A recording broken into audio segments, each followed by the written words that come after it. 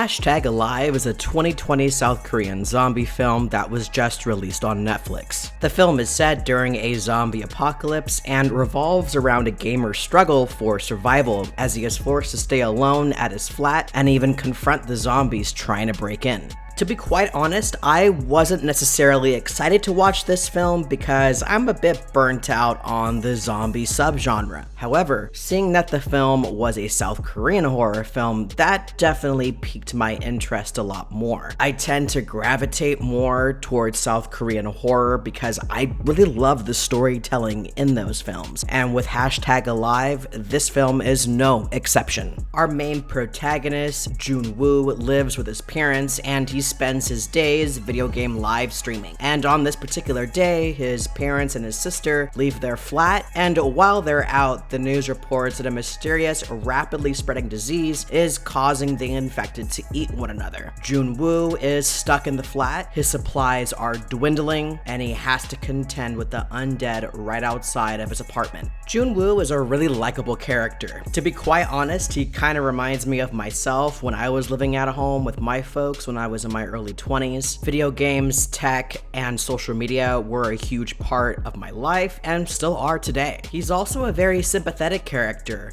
He can't get a hold of his parents, he can't really get a hold of anyone because getting a cell phone signal is difficult during this apocalyptic scenario. I appreciate films that have characters that grow, and that's what happens with Hyun-Wook. At the start of the film, he's scared to leave his apartment. He'd rather starve to death than be eaten by zombies. But as the film progresses and the stakes rise, he finds the strength to fight back and stay alive. Our secondary character is Yoo-bin. She lives across the way at a different apartment complex. Her character is a lot more mysterious, but what we do know about her is that she's a skilled climber, fighter, and even though she's low on water, she'd rather water her plant rather than give herself the water that she needs. There's some really good suspenseful moments, especially when they're having to use zip lines to go in between the apartments, as well as running through crowds of the horde of undead. I wouldn't say the film is necessarily scary, it's just more suspenseful, and there's some good action sequences. It's not at the same kind of action as, say, Train to Busan, or even on that same emotional level, but the influence when it comes to the zombie design, as well as the character growth of our main character going from being more selfish to being selfless, those are aspects that I loved about Train to Busan, and I love just as much in #Alive. I dug the zombie designs. They're super creepy. They're a lot smarter than your average zombies. They also kind of reminded me of the zombies in the South Korean show Kingdom, especially when you see a horde of them and they drag someone away. I thought the effects were really good too. There's nothing here that really sticks out to me as necessarily bad. It's really good. My one complaint is that I felt like the film was too short. It's only 98 minutes long and I wanted there to be more. But at the same time, it's also a very tightly woven and neatly packed action zombie film that I had a really good time with, which is why I'm going to give #Alive an add to the collection. Full of fun action and a lot of heart,